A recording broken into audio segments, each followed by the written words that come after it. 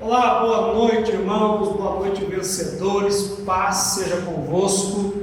Nós estamos nesta noite dando sequência à nossa nova escola, Escola de Crescimento Online, que esse mês de maio está recebendo pastores convidados, amigos, pessoas que nós gostamos, amamos, respeitamos muito e pessoas certamente que têm um conhecimento para passar, para transmitir para cada um de nós. Na semana passada esteve o pastor Castelo Branco e hoje eu convidei para estar aqui o pastor Pablo Silva, que é pastor da nossa igreja lá no Laguna, coordenador estadual de adolescentes, e ele vai falar sobre a identidade do cristão. Então vamos recebê-lo com alegria.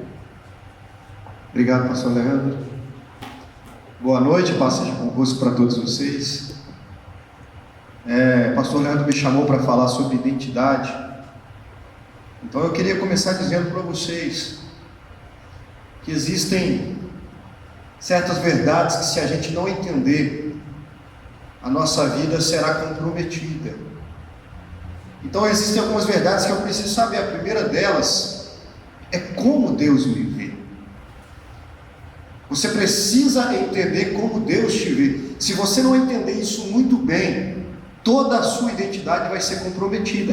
Então, primeiro, você precisa entender como Deus te vê. Segundo, como você se vê.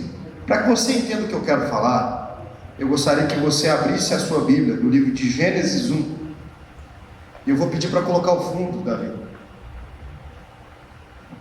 Gênesis 1, versículo 23.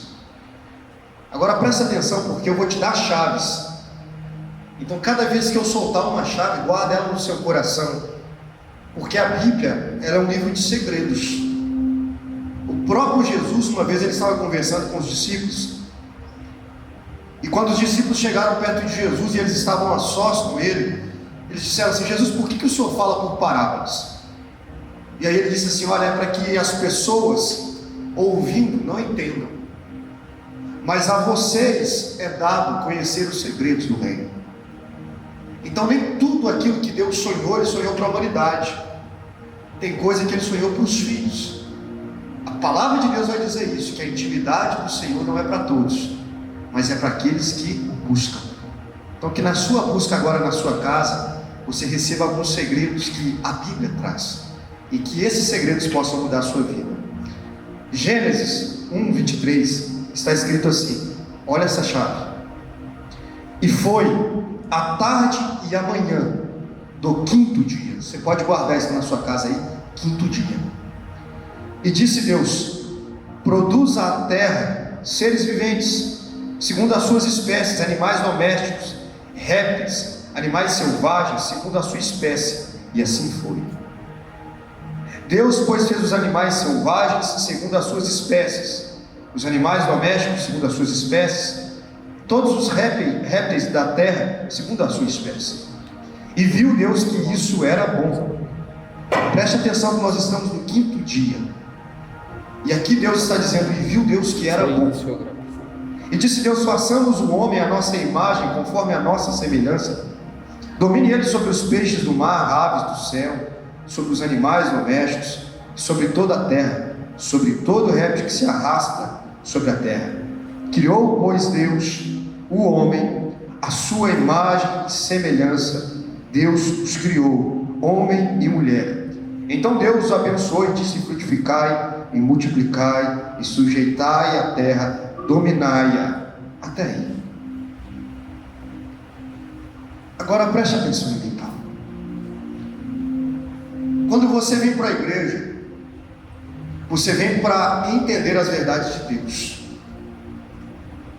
E as verdades de Deus são totalmente diferentes das verdades do mundo. E no livro de Gênesis nós vamos aprender algo muito, muito sério, que pode determinar a sua vida.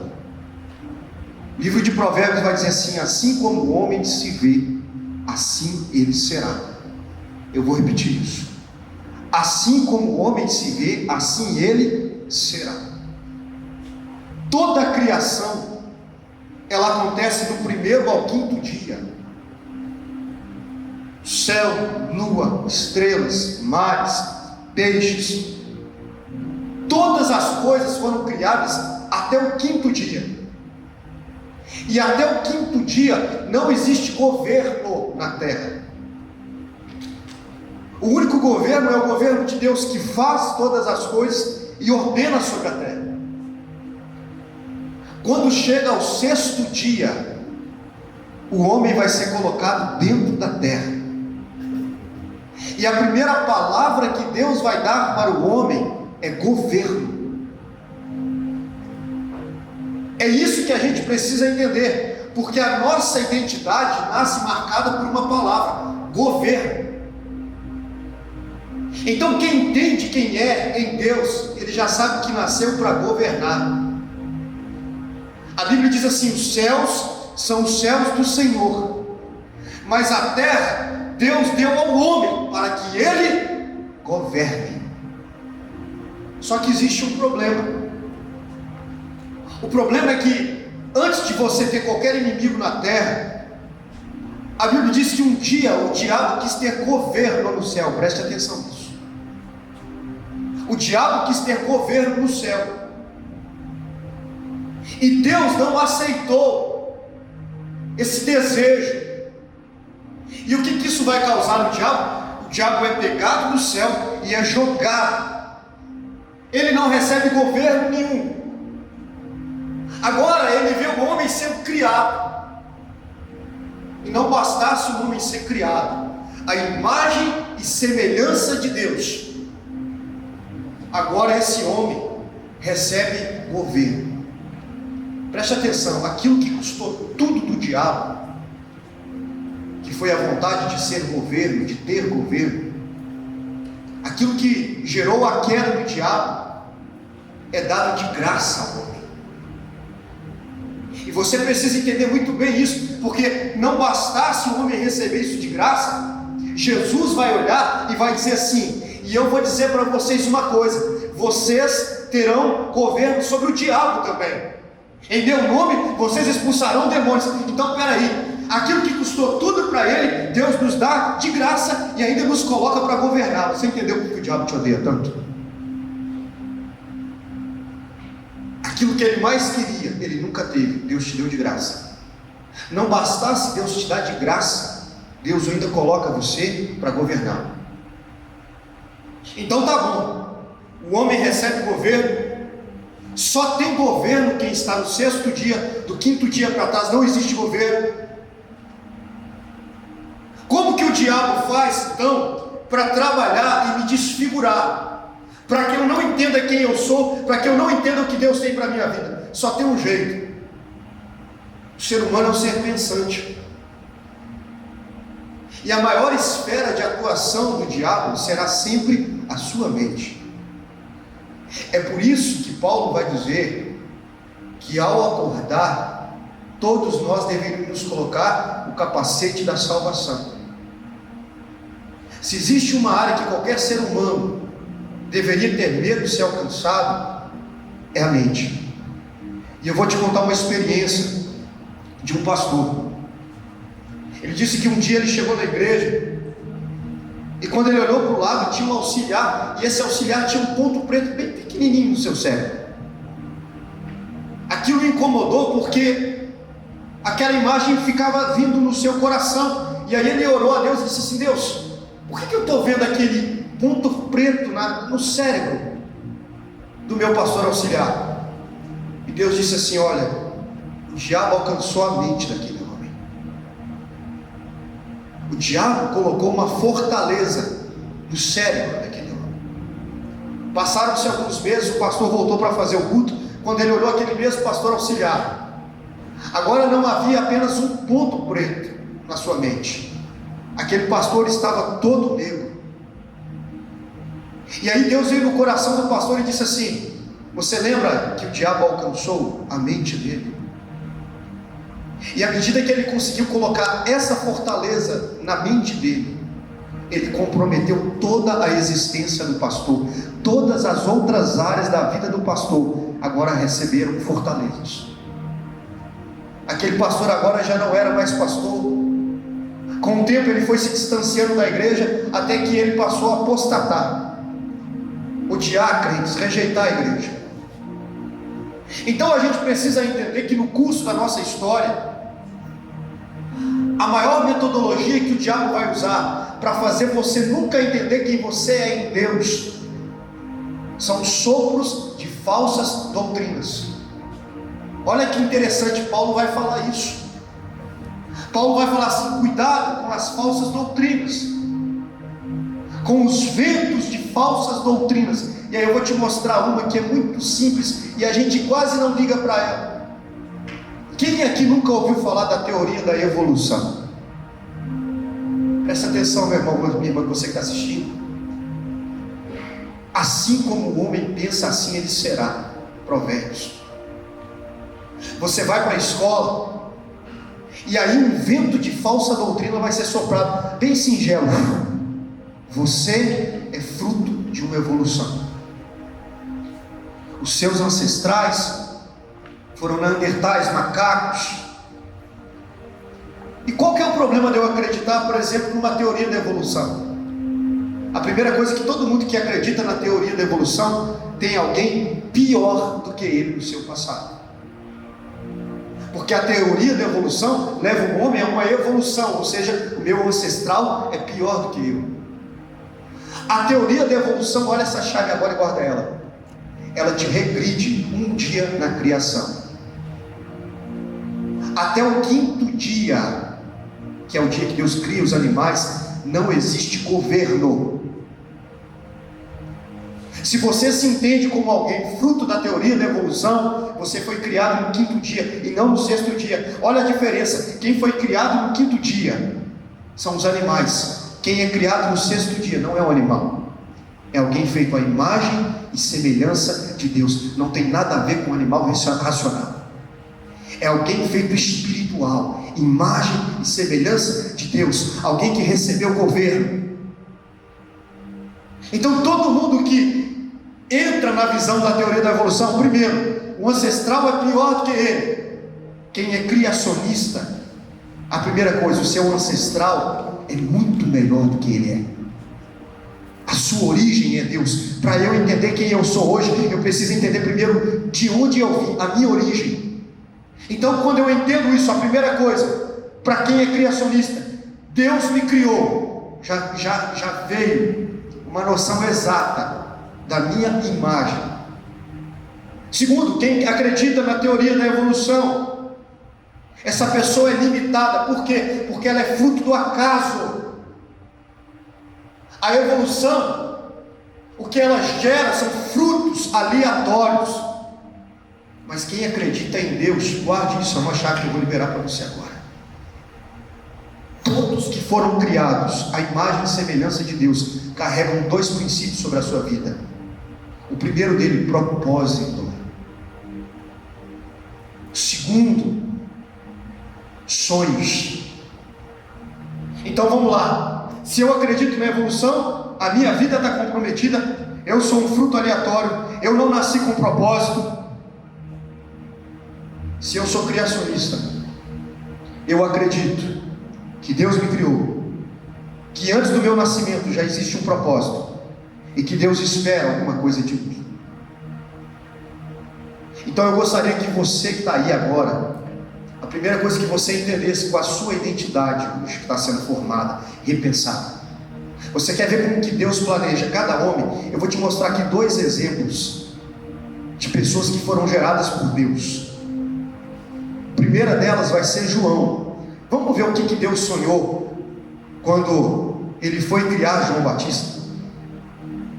E naqueles dias, desculpa, é para frente. No sexto mês, Deus enviou o anjo Gabriel a Nazaré, cidade da Galileia. Aqui é sobre Jesus. A uma virgem prometida de casamento, certo homem chamado José, descendente de Davi. O nome da virgem era Maria. E aqui vai dizer que o anjo foi se aproximando. E o anjo vai dizer assim: não tenha medo, Maria. E agora presta atenção, olha o propósito que já vai vir. Ele vai dizer assim: você dará à luz a um menino, ele será grande, será chamado Filho do Altíssimo. O Senhor Deus lhe dará o trono que era seu. Quando Jesus vai nascer, o sonho de Deus já existe, o propósito de Deus já existe. Quando João Batista vai nascer, antes de Jesus, sabe o que o anjo fala? Ele será grande, será cheio do Espírito Santo. Então todo mundo que nasce e que veio de Deus, acredita nisso, ele já nasce com um propósito. E o propósito de Deus para todos nós, você nunca vai ver na Bíblia alguém sendo feito por Deus e sendo feito para ser pequeno. Todas as vezes que você vai ver Deus narrando o nascimento de alguém na Bíblia, Sansão, Deus fala assim, essa criança vai nascer, ela vai salvar seu povo. Você vai ver o nascimento de João Batista, a Bíblia vai falar, ele vai nascer, vai ser grande, vai ser cheio do Espírito Santo. Você vai ver o nascimento de Jesus, a Bíblia fala, ele vai nascer, vai ser Emanuel, Deus conosco, o seu trono não terá fim. Então a primeira coisa, todo mundo que entende que é criado por Deus, já nasce com um sonho de grandeza, já nasce com um sonho de governo, já nasce sabendo o que Deus pode fazer. Ele não tem barreiras, ele não tem bloqueios. Você já parou para pensar uma coisa? Eu vou te dar um exemplo aqui muito interessante. Todos nós aqui, quando éramos crianças, a gente assistia filmes. Eu, por exemplo, assistia muito Jiraiya na minha época, início dos anos 90. Jiraiya era um ninja que tinha poderes especiais, e ele lutava contra vários outros ninjas, vários outros personagens. Agora adivinha quem eu queria ser? Eu sempre quis ser o Jiraiya. Aí eu vou falar com você que está mais novo, você que está assistindo séries aí, DC. Quando você assiste esses filmes, quem que você quer ser? O vilão, aquele que morre, ou você quer ser os super-heróis que sempre vencem? Você quer ser aqueles que sempre vencem, sabe por quê? Porque a identidade sua de natureza, ela é grandiosa. Todo mundo quando nasce, no seu espírito, o sonho de grandeza habita. A identidade de Deus habita, a natureza de Deus habita. Todo mundo quando nasce precisa entender isso. Nós fomos chamados para ser em existência aquilo que Deus é em essência. E Deus em essência é poderoso. Deus em essência é verdade. Deus em essência é potência. É por isso que Jesus dizia assim: olha, quem olha para mim vê o Pai que me enviou. Porque Jesus era em existência aquilo que o Pai sempre foi em essência. E nós somos o projeto de Deus colocado na terra. Nós somos criados para ser em existência o que Deus diz que Ele é em essência. Então eu queria que você agora parasse um pouco e pensasse como que você se enxerga. Sabe por quê? E eu vou voltar aqui a falar da questão dos bloqueios, dos problemas que nós temos. Porque, pastor, eu nunca acreditei nessa teoria da evolução. Isso não funciona para mim, isso não maculou a minha imagem. Ok, mas a gente esquece que além dos bloqueios que existem na escola, existem os bloqueios de quem está próximo de nós. Às vezes você está indo para casa e a sua mãe fala assim: você não vai ser grande, você não vai ser o que você acha que você vai ser. Bota os pés no chão. Eu vou voltar para o livro de Provérbios. Mas assim como o homem se vê, assim ele será. Sabe quem destruiu Jacó? A mãe. Quando a mãe dá o nome a Jacó, de Jacó, que é ladrão, ela compromete o futuro dele. Quantas vezes as pessoas falam palavras conosco que destroem a nossa identidade em Deus? Às vezes alguém fala alguma coisa com você e você deixa aquela palavra entrar no seu coração, e porque aquela palavra entrou no seu coração, você nunca mais volta a ser quem você era. Sabe? É por isso que a igreja é importante. Se você pensar na história de Jacó, Jacó carrega esse problema de identidade, quem ele é, a vida inteira. Ele vai tentar ser o irmão Esaú, porque ele não aceita ser quem ele é. Mas sabe quando a identidade dele vai ser restaurada? Quando ele se encontra com Deus. A Bíblia diz que ele vai brigar com o anjo a noite inteira. Depois que acaba aquela briga, o anjo pergunta para ele assim: qual é o seu nome? O anjo falou justamente da identidade dele, do que ele mais temia, do que ele não sabia responder. E essa é uma das perguntas mais difíceis para a igreja. Quando você pergunta para as pessoas da igreja assim: quem você é? A maioria da igreja não consegue entender quem elas são em Deus. A maioria da igreja não entende que ela não foi criada no quinto dia, que ela foi criada no sexto dia, e que no sexto dia todos que foram criados têm governo. A maioria da igreja não entende que são as filosofias que são sopradas na escola, ou por amigos, ou por pessoas, e aí eu falo de bloqueios intencionais ou bloqueios aleatórios, é que comprometem a nossa existência. A maioria das pessoas não entende que a vida delas está cheia de bloqueios, e cada bloqueio que o diabo consegue colocar dentro de você, ele barra o seu ministério, ele barra a sua essência, ele barra a sua plenitude. Então, quando Jacó não sabe responder, Deus vai falar para ele, e Deus diz assim: olha, você é Israel, príncipe. Quando ele descobre quem ele é em Deus, a vida dele vai tomar outra direção. Posso te falar uma coisa? A sua vida só vai carregar sentido quando você entender quem realmente você é em Deus. Tem tanta gente na igreja bloqueada. Eu vou te dar um exemplo agora de uma pessoa da minha igreja. Sabe, ela quase não fala, ela é muito tímida. E aí eu fui perguntar para ela por que ela tinha aquela timidez. E aí a gente foi conversando. E à medida que a gente conversava, ela disse assim: pastor, quando eu vim para a cidade grande, eu vim da roça. E quando eu comecei na escola, a professora me chamou para falar na frente de todo mundo. E quando eu falei, pastor, eu tinha sotaque. Todo mundo começou a rir, inclusive ela. Sabe o que aconteceu, pastor? Eu nunca mais consegui falar em público. A identidade dela foi manchada. Aí eu fui conversando com ela, falei: você não pode aceitar isso. Esse bloqueio foi colocado na sua vida. Ninguém tem medo de falar em público, minha filha. Você tem medo é de falhar em público. Mas deixa eu te dizer uma coisa: a identidade que Deus colocou dentro de você é uma identidade de potência. Esse trauma não pode ficar na sua vida, porque se tem uma coisa que Jesus nunca aceitou, é que as pessoas andassem com Ele e permanecessem como elas eram. Jesus encontrava com um pescador e dizia para ele: você está no lugar certo, mas deixa eu te dizer uma coisa, se você me seguir, você pode ser muito mais do que você é. E aí ele pegava um pescador de peixes e transformava num pescador de homens. Ele pegava um endemoniado, andava com esse endemoniado, conversava com esse endemoniado, e pouco tempo depois a identidade do endemoniado era missionário. Ele desbloqueava as pessoas. Por onde Jesus passava, as pessoas ressignificavam a sua vida.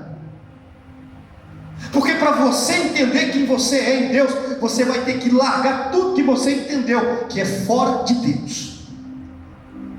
Sabe, e na igreja, quantas pessoas você observa que tem tudo para vencer, mas volta a falar, porque foram bloqueadas na sua identidade, não produzem nada. Por causa do seu bloqueio, estão paradas no ministério. Sabe, eu aconselhava um homem, escute isso. Ele disse assim: olha, pastor, eu quero te contar uma coisa. Quando eu tinha 8 anos, eu estava brincando e eu beijei uma amiguinha minha. Quando eu beijei essa amiguinha, o pai dela viu, e ele veio e me deu um tapa na cara e falou comigo assim: você nunca mais vai fazer isso com mulher nenhuma. Ele tem mais de 50 anos, nunca conseguiu casar. Porque quando aquele pai, movido por impulso, disse para ele: você nunca mais vai fazer isso com mulher nenhuma, ele começou a se enxergar de um jeito que ele não nasceu para ser. Porque assim como o homem se vê, assim ele será. Ele diz assim: toda vez que eu chego perto de uma mulher, eu travo. pode tirar um homem desse do lugar do trauma? Quem pode tirar você do lugar do trauma? Eu vou encerrar aqui dizendo uma coisa, preste atenção. Quando um trauma é instaurado na sua vida, só alguém com muita autoridade é que tem poder para te tirar do lugar do trauma. E eu vou te dar um exemplo de Abraão. Abraão estava num lugar que era um lugar de trauma. Sabe, quando Deus aparece para Abraão, ele está no lugar onde o pai, onde o irmão morreu. Aí Deus olha para ele e fala assim: Abraão, sai desse lugar, deixa eu te levar para outro lugar. E se você aceitar eu te levar para esse outro lugar, você será abençoado. Eu não só te abençoarei, mas abençoarei até aqueles que te abençoarem. E agora Abraão tem um desafio: aceitar que Deus tire ele do lugar onde a identidade dele está comprometida e levá-lo para um lugar onde a identidade vai ser refeita.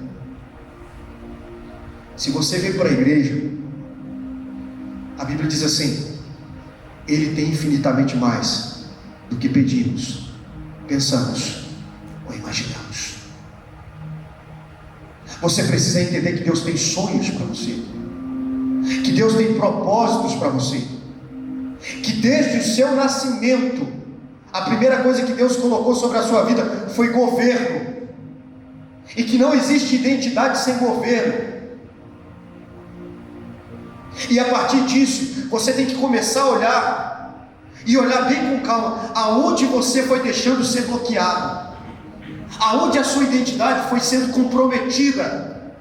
E aí eu quero dizer para você que tem duas pessoas que são fundamentais para que esses bloqueios saiam da sua vida. Toda vez que alguém coloca um bloqueio na sua vida, só alguém que tem mais autoridade do que essa pessoa é que pode tirar esse bloqueio. Procura o seu pastor, fala: pastor, meu irmão, meu primo, a minha mãe, alguém falou que eu não seria nada na vida, e desde que essa palavra foi lançada, eu não consigo viver outra realidade. Deixe o seu pastor orar por você e lembrar para você a identidade que você carrega em Deus. A segunda, faça uma oração e peça a Deus para restaurar a sua identidade. A primeira coisa que você precisa entender: você precisa se enxergar do mesmo jeito que Deus te enxerga. Você tem que ter uma visão real de quem você é. Você lembra a passagem quando Pedro está com os discípulos? E aí Jesus pergunta assim: quem eles dizem que eu sou? Ele está falando de identidade. E aí eles vão falar assim: olha, uns dizem que você é isso, outros dizem que você é profeta. Aí ele vai falar assim: vocês quem dizem que eu sou? Aí Pedro vai falar assim: tu és o Cristo. Ele fala assim: você acertou. Ele sempre soube quem ele era, por isso ele expulsava demônios, por isso ele andava sobre as águas, por isso ele fazia milagres, por isso ele falava com autoridade, por isso ele tinha governo. Porque quem carrega identidade carrega potência. Quem carrega identidade sabe quem é em Deus. Quem carrega identidade não tem bloqueios, porque é potência pura. Então você, meu irmão que está aí, eu quero dizer para você que o diabo vai lutar a vida inteira para te bloquear, para fazer com que você viva sem uma vida de governo. Mas presta atenção: você não foi criado no quinto dia, você não é um animal racional, você foi criado no sexto dia, imagem e semelhança de Deus. A primeira palavra de Deus liberada para você foi: governe. Então reestruture a sua identidade. O que você deseja, Deus deseja junto com você.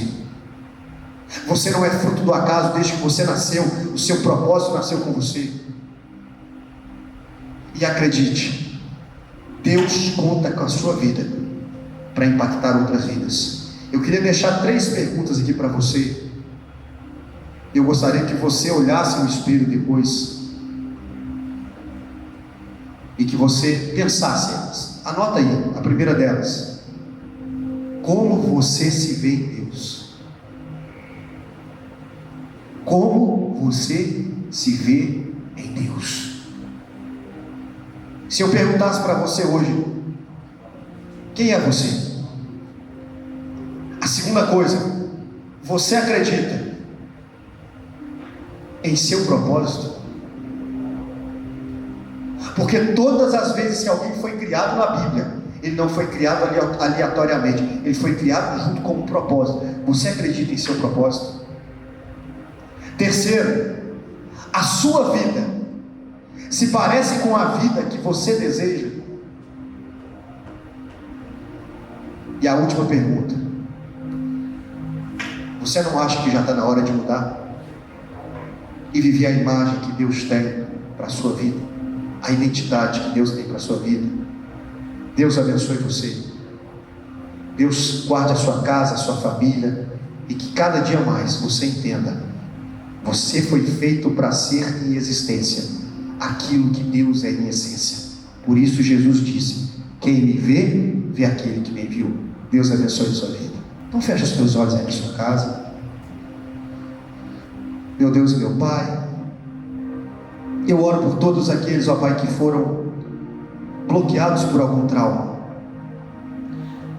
Aqueles, ó Pai, que sofreram rejeição, que ouviram uma palavra do pai ou da mãe, ou de um professor, ou de alguém, ó Pai, que manchou, maculou, desfigurou a sua identidade. Desbloqueia esse povo, Pai. Faz eles entenderem que eles nunca serão influenciadores enquanto eles não entenderem que eles têm governo. Coloca de novo, ó Pai, no coração deles o desejo de ser grande, de ser relevante, e que a sua história, Pai, ou a história deles, ó Pai, possa ser recontada. Que todos esses líderes, homens e mulheres de Deus, deixem legado, porque uma geração deve anunciar a outra geração os grandes feitos do Senhor. Deus abençoe a sua vida e até a próxima oportunidade, em nome de Jesus. Glória a Deus. Irmãos, depois dessa aula abençoada, agradecemos ao pastor Pablo e louvamos a Deus pela vida dele. Pedimos que Deus abençoe o seu ministério, a sua casa, os seus sonhos, os seus projetos. E nós estamos já na expectativa da próxima aula. Como eu disse, esse é um mês de aulas inaugurais, em que estamos recebendo aqui amigos, pastores, que como hoje, exemplo de hoje, certamente semana que vem, semana passada foi assim, hoje está sendo assim, e nas semanas seguintes seremos muito abençoados. Semana que vem vai estar aqui conosco o pastor Joaquim Cantagalli, que todos já conhecem, eu acredito que não conhece, vai conhecer, um homem de Deus, com um conhecimento muito profundo da palavra de Deus. E ele vai falar semana que vem sobre a importância do discipulado. Então semana que vem está imperdível, às 20 horas também, segunda-feira, a importância do discipulado com o pastor Joaquim Cantagalli. Fique em paz, que Deus te abençoe.